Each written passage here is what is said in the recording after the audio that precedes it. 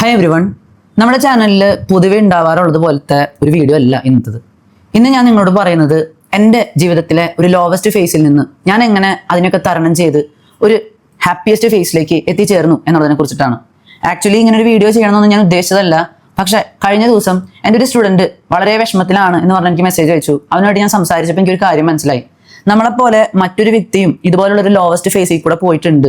അതിനൊക്കെ തരണം ചെയ്ത് ഹാപ്പിയസ്റ്റ് ഫേസിലേക്ക് എത്തിച്ചേർന്നിട്ടുണ്ട്, ജീവിതം തിരിച്ചു പിടിച്ചിട്ടുണ്ട് എന്നറിയുമ്പോൾ നമുക്ക് കിട്ടുന്ന ഒരു ഹോപ്പ് ഉണ്ട്. This life at the end of the tunnel എന്നുള്ളൊരു തോട്ട് പ്രോസസ്സ്. അത് കണ്ടപ്പോഴാണ് ഞാൻ തീരുമാനിച്ചത്, ഇപ്പോൾ ഈ ഒരു ചാനൽ കാണുന്നവരിലും പലരും ഉണ്ടാവാം ഇങ്ങനെ വളരെ മോശം സിറ്റുവേഷനിൽ നിൽക്കുന്നവർ. അപ്പോൾ അവർക്കൊക്കെ ഒരു ഹോപ്പ് ആയിക്കോട്ടെ എന്ന് വിചാരിച്ചിട്ടാണ് ഞാനൊരു കാര്യം പറയാമെന്ന് വിചാരിച്ചത്. എൻ്റെ UPSCയുടെ ഫസ്റ്റ് അറ്റംപ്റ്റ് ഫെയിൽ ആയതിനു ശേഷമാണ് ഞാൻ എൻ്റെ ലൈഫിലെ ഏറ്റവും മോശം ഒരു അവസ്ഥയിലേക്ക് പോയത്. അതുവരെ എനിക്ക് വിഷമം ഉണ്ടായിരുന്നില്ല എന്നുള്ളതല്ല, പക്ഷെ അക്കാഡമിക്കലി വളരെ ടോപ്പായിട്ട് നിന്നൊരു വ്യക്തിയായിരുന്നു ഞാൻ.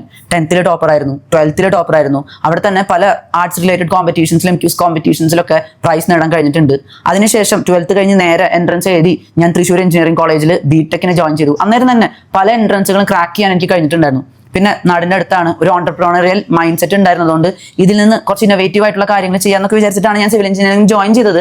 പക്ഷെ അവിടെ പോയപ്പോൾ മൊത്തം ട്രഡീഷണൽ കാര്യങ്ങളാണ് പഠിപ്പിക്കണമെന്ന് എനിക്ക് മനസ്സിലായി. കുറച്ചതൊക്കെ വിഷമിപ്പിച്ചു, പക്ഷെ സ്റ്റിൽ നല്ല രീതിയിൽ തന്നെ എനിക്ക് ആ ഒരു കോഴ്സ് കംപ്ലീറ്റ് ചെയ്യാനായിട്ട് കഴിഞ്ഞു.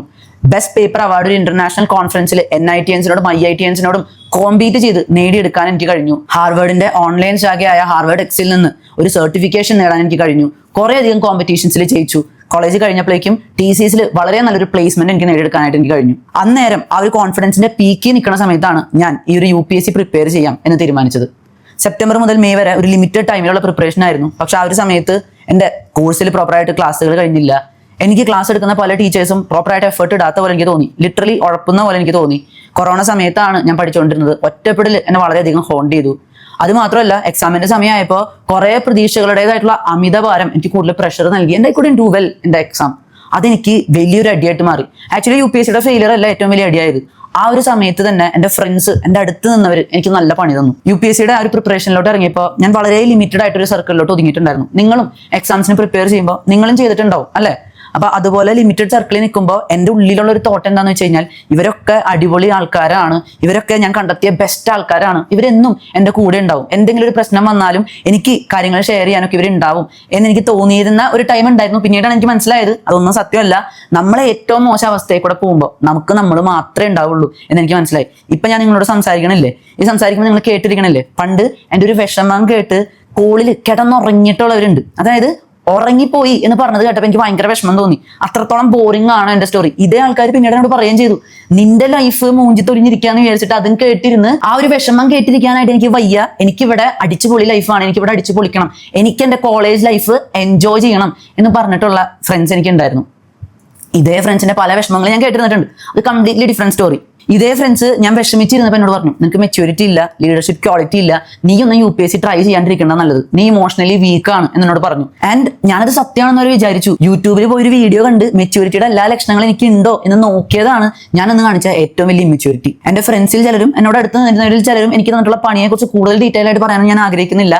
അത്രയും പേഴ്സണൽ ആയിട്ടുള്ള കാര്യങ്ങൾ ഇവിടെ പറഞ്ഞിട്ട് വലിയ പ്രയോജനവും ഇല്ല. പക്ഷേ നിങ്ങളിൽ പലരും പോകുന്ന പോലത്തെ വളരെ ലോവസ്റ്റ് ആയിട്ടുള്ള ഫേസിൽ കൂടെ ഞാൻ പോയിട്ടുണ്ടായിരുന്നു. പലരും ഇത്തരം വിഷമത്തിൽ കൂടെ ഒക്കെ പോകുമ്പോൾ പറയും, ഇതൊന്നും അല്ല വിഷമം, എടാ ക്യാൻസർ വരുന്നവരുണ്ട്, വീട് ജപ്തി ചെയ്ത് പോകപ്പെടുന്നവരുണ്ട് എന്നൊക്കെ പറയുന്നവരുണ്ട്. അവരോടൊക്കെ എനിക്ക് ഒരൊറ്റ കാര്യം പറയാനുള്ളൂ, ഓരോരുത്തർക്കും ഓരോരുത്തരുടെയും പെയിൻ ഇമ്പോർട്ടൻ്റ് ആണ്. ആ പെയിനെ റെക്കഗ്നൈസ് ചെയ്യുക, പറ്റുമെങ്കിൽ കുറച്ച് ആശ്വാസവാക്ക് പറയുക. അല്ലാതെ ഈ പെയിൻ ഒന്നും പെയിൻ അല്ല എന്ന് ഒരിക്കലും നിങ്ങൾ പറയരുത്. നിങ്ങൾ ആരെയും ജഡ്ജ് ചെയ്യാനായിട്ട് പോകരുത്. എൻ്റെ ഫ്രണ്ട്സിൽ ചിലരും എൻ്റെ അടുത്ത് നിന്നിരുന്നവരിൽ ചിലരും എനിക്ക് പണി തന്നപ്പോൾ എനിക്ക് അവർ പോയതല്ല ഏറ്റവും വലിയ വിഷമം ഉണ്ടാക്കിയത്, ബിട്രയൽ ട്രോമ. അതായത് ഞാൻ വിശ്വസിച്ചിരുന്നവര്, ഞാൻ അടിപൊളിയായെന്ന് വിശ്വസിച്ചിരുന്നവര് അവരൊന്നും അടിപൊളിയല്ല. ആക്ച്വലി എൻ്റെ ലൈഫിലെ ബെസ്റ്റ് ക്യാരക്ടേഴ്സ് എന്ന് ഞാൻ വിചാരിച്ചിരുന്നവര് എൻ്റെ ലൈഫിലെ വില്ലന്മാരാണെന്ന് മനസ്സിലാക്കിയപ്പോൾ എനിക്ക് എൻ്റെ ജീവിതം തന്നെ ഒരു നുണയാണെന്ന് തോന്നിപ്പോയി. അതൊക്കെയാണ് എന്നെ ഏറ്റവും വിഷമിപ്പിച്ചിട്ടുണ്ടായിരുന്നത്. അതിൻ്റെ ഇടയിൽ ഒറ്റപ്പെടലും കൂടെ വരുമ്പോൾ നമ്മൾ തീർത്തും ഹെൽപ്ലെസ് ആയിട്ട് പോകും. നമ്മുടെ ചുറ്റും ആൾക്കാരില്ലാത്തതുകൊണ്ടല്ല, പക്ഷെ നമ്മളെ മനസ്സിലാക്കുന്നവരില്ലാതാവുമ്പോൾ നമുക്ക് ഭയങ്കരമായിട്ട് ഒറ്റപ്പെടൽ ഫീൽ ചെയ്യും. ആ ഒരു ഡിപ്രഷൻ, ആ ഒരു സാഹചര്യത്തിലൊക്കെ എൻ്റെ ലൈഫിന് പർപ്പസേ ഇല്ല എന്ന് ഞാൻ വിചാരിച്ചിട്ടുണ്ടായിരുന്നു. എന്തിനായി ഒരു ജീവിതം എന്ന് പോലും ഞാൻ വിചാരിച്ചിട്ടുണ്ടായിരുന്നു. അവിടെ നിന്ന് ഞാൻ കുറച്ച് തീരുമാനങ്ങൾ എടുത്തു. ആൻഡ് അത് എന്നെ ലൈഫിൽ വളരെയധികം മികച്ചതാക്കി മാറ്റി. ഒന്നാമത്തെ കാര്യം, I decided not to impress anyone. അതുവരെ ഞാൻ സ്കൂളിൽ ടോപ്പർ ആകുമ്പോൾ എൻ്റെ ഒരു ലക്ഷ്യം എൻ്റെ പാരൻസിനെ ഇംപ്രസ് ചെയ്യുക എന്നുള്ളത് കൂടിയായിരുന്നു. എൻ്റെ പാരൻസ് നല്ലപോലെ കഷ്ടപ്പെടുന്നുണ്ടായിരുന്നു. എൻ്റെ അവർക്ക് ഞാൻ മാർക്ക് നേടി ടോപ്പർ ആവുക എന്നുള്ളത് എൻ്റെ ഭാഗത്തു നിന്ന് ഞാൻ കൊടുക്കുന്നൊരു ഗിഫ്റ്റ് ആയിരുന്നു. And it really messed me up. ഞാൻ മറ്റുള്ളവരെ ഇംപ്രസ് ചെയ്യാൻ പോയപ്പോൾ എന്നെ തന്നെ ഞാൻ മനസ്സിലാക്കാതെ പോയി. ഐ ഡിസൈഡഡ് ദാറ്റ് ഞാൻ ഇംപ്രസ് ചെയ്യേണ്ടത് എന്നെയാണ് എന്നുള്ള കാര്യം ഞാൻ മനസ്സിലാക്കി. പിന്നീട് എന്റെ ലക്ഷ്യങ്ങളിലോട്ട്, എന്റെ സന്തോഷങ്ങളിലേക്ക് ഞാൻ പ്രോപ്പറായിട്ട് ഫോക്കസ് ചെയ്യാനായിട്ട് തുടങ്ങി. ഞാൻ ഓരോ ദിവസവും എന്റെ സന്തോഷത്തിനായിട്ട് ഒരു കാര്യം ചെയ്യും എന്ന് തീരുമാനിച്ചു. So don't try to impress anyone, impress yourself എന്നുള്ളതിലേക്ക് നിങ്ങൾ മാറുക. രണ്ടാമത്തെ കാര്യം, ഞാൻ എന്റെ ഇമോഷൻസിനെ ഡോക്യുമെന്റ് ചെയ്യാനായിട്ട് തുടങ്ങി. ഞാൻ എഴുതി വെക്കാൻ തുടങ്ങി. എന്റെ ഈ ഫ്രണ്ട്സും എന്റെ അടുത്ത് നിന്നിരുന്നവരൊക്കെ എനിക്ക് പണി തന്നപ്പോൾ എനിക്കത് ഒട്ടും വിശ്വസിക്കാൻ പറ്റുന്നുണ്ടായിരുന്നില്ല. ഞാൻ എന്റെ മനസ്സിനെ മാക്സിമം ഇതൊന്നുമല്ല ശരിക്കും അവർ നല്ലവരാണ് എന്ന് പറഞ്ഞു പഠിപ്പിക്കാനായിട്ട് ശ്രമിച്ചു. ഞാൻ ഒരുപാട് ചിന്തകളിലോട്ട് പോയി. ഞാൻ ഏറ്റവും കൂടുതൽ വിഷമിച്ചിട്ടുള്ള സമയം അതായിരുന്നു. ഞാൻ ഈസ്റ്ററിനും മെഴുകുതിരി കത്തിച്ച് പ്രാർത്ഥിച്ചായിരുന്നു, ഇവരൊക്കെ നല്ലവരായി മാറിയിരുന്നെങ്കിൽ, അവർ ശരിക്കും നല്ലവരാണ് എന്ന് വെളിപ്പെട്ടിരുന്നെങ്കിൽ എന്നൊക്കെ കരഞ്ഞുകൊണ്ടാണ് ഞാൻ ആ മെഴുകുതിരിക്ക് മുന്നിൽ നിന്ന് പ്രാർത്ഥിച്ചത്. പക്ഷെ ഞാൻ മാറി. ഞാൻ എഴുതി വെക്കാൻ തുടങ്ങി. ഇവർ ഇത്രയും കാര്യങ്ങൾ നിന്നോട് ചെയ്തിട്ടുണ്ടെങ്കിൽ അവർക്ക് നിന്നോട് പുല്ല് വിലയാണ് എന്നുള്ളതാണ് അർത്ഥം എന്ന് ഞാൻ ക്ലിയർ ആയിട്ട് എന്റെ മനസ്സിനെ പറഞ്ഞു പഠിപ്പിച്ചു. എന്റെ ഇമോഷൻസ് പ്രോപ്പറായി ഡോക്യുമെന്റ് ചെയ്ത് എന്റെ ആവശ്യങ്ങൾ പ്രോപ്പറായി മനസ്സിലാക്കി എനിക്ക് എവിടേക്കാണ് എത്തേണ്ടത് എന്ന് ഞാൻ തിരയാൻ തുടങ്ങി. അതാണ് മൂന്നാമത്തെ കാര്യം. ലൈഫിൽ എന്റെ ഗോൾസിനായിട്ട് ഞാൻ ഫൈറ്റ് ചെയ്യാനായിട്ട് തുടങ്ങി. എന്റെ ഗോൾസിനെ എതിർത്ത് നിന്നിരുന്നവരോട് ഞാൻ തിരിച്ചു കാര്യങ്ങൾ പറയാൻ തുടങ്ങി. എന്റെ ഗോൾസിനായിട്ട് ഞാൻ ഫൈറ്റ് ചെയ്യാൻ തുടങ്ങി എന്നുള്ളതാണ് എന്റെ മൂന്നാമത്തെ ഇമ്പോർട്ടന്റ് ആയിട്ട് ഞാൻ വരുത്തിയ മാറ്റം. എന്റെ റിലേറ്റീവ്സ് ഉണ്ടായിരുന്നു പലരും, അതായത് TCS ജോബ് കളയേണ്ട ആവശ്യം ഉണ്ടായിരുന്നോ, നീ എന്തിനാണ് UPSC പ്രിപ്പയർ ചെയ്യാൻ ഇരിക്കുന്നത്, ഇതൊക്കെ പ്രിപ്പയർ ചെയ്തിട്ട് എന്തെങ്കിലും കാര്യമുണ്ടോ, നീയൊക്കെ ഗതി പിടിക്കോ, നീയൊക്കെ ഗതി പിടിച്ചിട്ട് ഞങ്ങൾക്ക് എന്തെങ്കിലും സന്തോഷ വാർത്ത കേൾക്കാൻ പറ്റുമോ എന്നൊക്കെ ചോദിച്ചുകൊണ്ടിരുന്നവരുണ്ടായിരുന്നു. ഒരു ദിവസം എന്റെ റിലേറ്റീവ് ഇങ്ങനെ എന്റെ അമ്മേനോട് എന്നെ കുറിച്ച് ഇവൻ എന്ന് നന്നാവാനോ എന്നുള്ള രീതിയിൽ ചോദിക്കാൻ തുടങ്ങിയപ്പോൾ ഞാൻ റിലേറ്റീവിനോട് നേരെ പോയിട്ട് പറഞ്ഞു, അമ്മാവൻ വല്ലാണ്ട് വിഷമിക്കണ്ട, എനിക്ക് ജീവിച്ചു പോകാനുള്ള എല്ലാ വിധത്തിലുള്ള സ്കിൽസും ഉണ്ട്, ഞാൻ എന്റെ സ്വന്തം കാലിൽ നിൽക്കും, ഞാൻ അമ്മാവന്റെ എന്തായാലും കാശ് വാങ്ങിക്കാൻ വരില്ല എന്ന് പ്രോപ്പറായിട്ട് ആളോട് ഞാൻ പറഞ്ഞു. അതിനുശേഷം ഞാൻ പ്രോപ്പറായിട്ട് വർക്ക് ചെയ്യാനായിട്ട് തുടങ്ങി. എന്നിൽ തന്നെ വർക്ക് ചെയ്യാനായിട്ട് തുടങ്ങി. എന്റെ ഫേസ് കെയർ ചെയ്ത് തുടങ്ങി, എന്റെ ഹെയർ കെയർ ചെയ്ത് തുടങ്ങി, ഫിസിക്ക് കെയർ ചെയ്ത് തുടങ്ങി, എന്റെ കരിയറിനായിട്ട് കാര്യങ്ങൾ ചെയ്തു തുടങ്ങി.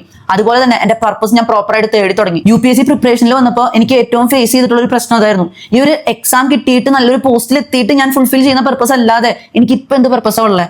ഞാൻ സത്യത്തിൽ വിചാരിച്ചു ഞാൻ യൂസ്ലെസ് ആണ്, എനിക്ക് ഒരു പർപ്പസും ഇല്ല എന്ന് ഞാൻ വിചാരിച്ച് ഞാൻ വളരെ വിഷമിച്ചിട്ട് ഇരുന്നിട്ടുള്ള സമയം ഉണ്ടായിരുന്നു.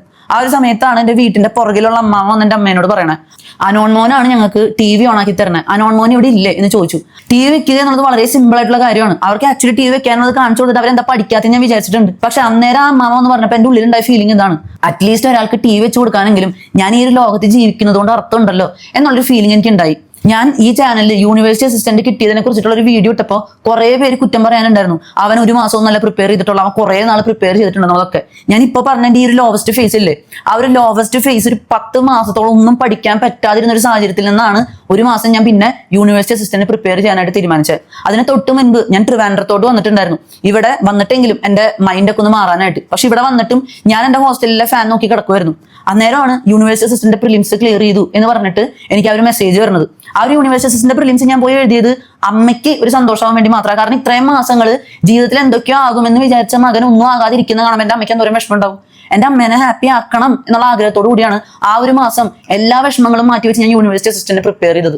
അതിനുശേഷമാണ് ഞാൻ ഈ ഒരു ചാനൽ സ്റ്റാർട്ട് ചെയ്യണം. ഈ ഒരു ചാനൽ സ്റ്റാർട്ട് ചെയ്യുന്ന സമയത്ത് എനിക്ക് ഒരു ഒറ്റ ആഗ്രഹം ഉണ്ടായിരുന്നുള്ളൂ, ഞാൻ ഒറ്റപ്പെട്ടതുപോലെ വേറെ ആരും ഒറ്റപ്പെടരുത്.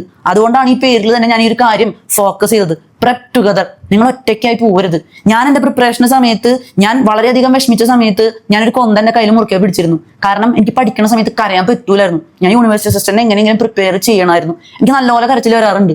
ആ ഒരു സമയത്ത് ഞാൻ രാവിലെ എഴുന്നേറ്റ് പ്രഭാതം കണ്ട് വെറുതെ അവിടെ കുറച്ച് നേരം എന്റെ ലൈഫിനെ കുറിച്ച് ചിന്തിച്ചിരുന്നിട്ടുള്ള സമയങ്ങളുണ്ട്. എന്റെ ലൈഫിൽ ഞാൻ വളരെയധികം വിഷമിച്ച സമയത്താണ് ഞാൻ ആ ഒരു യൂണിവേഴ്സിറ്റി അസിസ്റ്റന്റ് പ്രിപ്പയർ ചെയ്യണതും. ആ ഒരു മാസം കുറേയധികം വിഷമങ്ങൾക്കിടയിൽ, കുറേയധികം പ്രതിസന്ധികൾക്കിടയിൽ, മാനസികമായിട്ടുള്ള ബുദ്ധിമുട്ടുകൾക്കിടയിൽ ഞാൻ ആ ഒരു റാങ്ക് ലിസ്റ്റിൽ എത്തിപ്പെടുന്നതും. അപ്പോൾ കുറ്റം പറഞ്ഞിരുന്നവരുടെ ഇടയിൽ എനിക്ക് വേണമെങ്കിൽ അവരെ ബോധിപ്പിക്കാൻ പോകുമായിരുന്നു. ഞാൻ ബോധിപ്പിക്കാൻ പോയിട്ടില്ല. കാരണം ഞാൻ വളരെയധികം സന്തോഷിച്ചിട്ടുണ്ട് ആ ഒരു പ്രിപ്പറേഷനെ കുറിച്ച്. കാരണം എന്റെ ലൈഫിൽ 10 മാസത്തോളം ഞാൻ ഒന്നുമല്ല എന്ന് തോന്നിയിരുന്നിടത്ത് നിന്ന് ഞാൻ എന്തെങ്കിലും പഠിച്ചു തുടങ്ങിയത് ആ ഒരു സമയത്താണ്. അവിടെ നിന്ന് മറ്റുള്ളവരുടെ ജീവിതത്തിൽ മാറ്റം ഉണ്ടാക്കണം എന്ന് വിചാരിച്ച് ഞാൻ പ്രെപ് ടുഗദർ തുടങ്ങുമ്പോൾ ഞാൻ വിചാരിച്ചിട്ടില്ല, സത്യം പറഞ്ഞു കഴിഞ്ഞാൽ ഒരു 10,000 സബ്സ്ക്രൈബേഴ്സ് എങ്കിലും ഉണ്ടാവുന്നു. പക്ഷെ ഇപ്പോ 30,000-ന് മുകളിൽ സബ്സ്ക്രൈബേഴ്സ് ഉണ്ട് ഒരു എഡ്യൂക്കേഷണൽ ചാനലിൽ. പിന്നെ ഇവിടുത്തെ കോച്ചിങ് കൾച്ചറിനെ മാറ്റിമറിക്കണം. ഇവിടെ ആൾക്കാർക്ക് ആക്ച്വലി ലൈഫിൽ മാറ്റം ഉണ്ടാകുന്ന രീതിയിൽ, അവരുടെ ലൈഫിൽ ഒരു സിസ്റ്റം ഡെവലപ്പ് ചെയ്യുന്ന രീതിയിൽ ഒരു പ്രോപ്പർ ആയിട്ടുള്ള മെന്റർഷിപ്പ് നൽകിയിട്ട് ഒരു കോഴ്സ് സ്റ്റാർട്ട് ചെയ്യണമെന്നുള്ള ആഗ്രഹത്തോടെ ഞാൻ ഒരു കോഴ്സ് സ്റ്റാർട്ട് ചെയ്തപ്പോൾ അതിലെനിക്ക് വളരെ നല്ലൊരു റിസപ്ഷൻ ലഭിച്ചു. ഞാൻ കോൺസ്റ്റിറ്റ്യൂഷന്റെ ഒക്കെ ആദ്യത്തെ വീഡിയോ നിങ്ങൾ മിക്കവാറും കണ്ടിട്ടുണ്ടാവും, ഫ്രീ ക്ലാസ്സസ്. അതൊക്കെ ഇടുന്ന സമയത്ത് എനിക്ക് ഒട്ടും റീച്ച് ഉണ്ടായിരുന്നില്ല. അന്നേരം ഞാൻ ആഗ്രഹിച്ചിരുന്നത് ഒരാൾക്കെങ്കിലും ഗുണമാവട്ടെ എന്ന് മാത്രമാണ്. പക്ഷെ ആ വീഡിയോ കണ്ടിട്ട് എന്റെ കോഴ്സിൽ വന്ന് ജോയിൻ ചെയ്തിട്ടുള്ളവരുണ്ട്. ഞാൻ ഒട്ടും പ്രത്യുപകാരം പ്രതീക്ഷിക്കാതിരുന്ന കാര്യങ്ങളിൽ നിന്നും എനിക്ക് കുറെ അധികം ഗുണങ്ങൾ ഉണ്ടായിട്ടുണ്ട്. എന്റെ ഫ്രണ്ട്സ് പോലും എന്റെ ചാനൽ അധികം ഷെയർ ചെയ്തിട്ടില്ല. പക്ഷെ എന്റെ ചാനൽ ഏറ്റവും കൂടുതൽ ഷെയർ ചെയ്ത് ഏറ്റവും കൂടുതൽ പേരിലേക്ക് എത്തിച്ചിട്ടുള്ളത് എന്റെ ക്ലാസ് കണ്ട് എന്നെ ഒട്ടും പരിചയമില്ലാത്ത പലരുമാണ്. ഞാൻ വിഷമിച്ചിരുന്ന സമയത്ത് ഞാൻ ഇങ്ങനെ എഴുതുമ്പോൾ ഞാൻ എഴുതി വെക്കുമായിരുന്നു, ഇന്ന് എന്നെ സന്തോഷിപ്പിക്കുന്ന ഒരു കാര്യം ഞാൻ ചെയ്യണമെന്ന്. ഇന്നിപ്പോ എന്നെ എന്നും സന്തോഷിപ്പിക്കുന്നത് എന്റെ മെന്റർഷിപ്പിലുള്ള എന്റെ സ്റ്റുഡൻസ് ആണ്. അവരുടെ ലൈഫ് മാറുന്നതാണ്. അവരുടെ ലൈഫ് മാറുന്നതിൽ അവർക്ക് കിട്ടുന്ന കോൺഫിഡൻസ് ആണ് എന്നെ ഏറ്റവും സന്തോഷിപ്പിക്കുന്നത്. കാരണം അവരിൽ എനിക്ക് എന്നെ കാണാൻ കഴിയുന്നുണ്ട്. പണ്ട് ഞാൻ ഒറ്റപ്പെട്ട് നിന്നിരുന്നു, ആരും എന്നെ സഹായിക്കാനില്ല എന്നുള്ള തോട്ട് പ്രോസസ്സിൽ ഞാൻ ഒറ്റയ്ക്ക് കുറെ അധികം വിഷമങ്ങൾ സഹിച്ച് ഞാൻ തിരിച്ചു വരേണ്ടതായിട്ട് വന്നു. പക്ഷെ ഇന്ന് ഞാൻ പലരെയും മുന്നോട്ട് കൊണ്ടുവരുന്നുണ്ട്. ഇപ്പൊ എന്റെ ചാനലിലുള്ള മോട്ടിവേഷൻ പോലും പലർക്കും ജീവിതം തിരിച്ചു പിടിക്കാനുള്ള ഒരു ആവേശം നൽകുന്നുണ്ട്. അതൊക്കെ എനിക്ക് വളരെയധികം സന്തോഷം തരുന്നുണ്ട്. അതിനുശേഷം ഞാൻ ചെയ്ത ഏറ്റവും ഇമ്പോർട്ടൻ്റ് ആയിട്ടുള്ള കാര്യം, എന്നെ ആവശ്യമുള്ളിടത്ത് മാത്രമേ ഞാൻ നിൽക്കൂ എന്നെടുത്ത തീരുമാനമാണ്. ഞാൻ എൻ്റെ വാട്സാപ്പ് അൺഇൻസ്റ്റാൾ ചെയ്തു, ഇൻസ്റ്റാഗ്രാം അക്കൗണ്ട് ഡീആക്ടിവേറ്റ് ചെയ്തു. എന്നിട്ട് ഞാൻ തീരുമാനിച്ചു, എൻ്റെ ഫ്രണ്ട്സിൻ്റെ അടുത്ത് കുറച്ച് സമയം തരുമോ എന്ന് പോയി ചോദിക്കാൻ എനിക്ക് വയ്യ. അവര് നാളെ എനിക്ക് വേണ്ടി സ്പെൻഡ് ചെയ്ത ടൈമിനെ കുറിച്ച് കണക്ക് പറയുന്നത് കേൾക്കാൻ എനിക്ക് വയ്യ.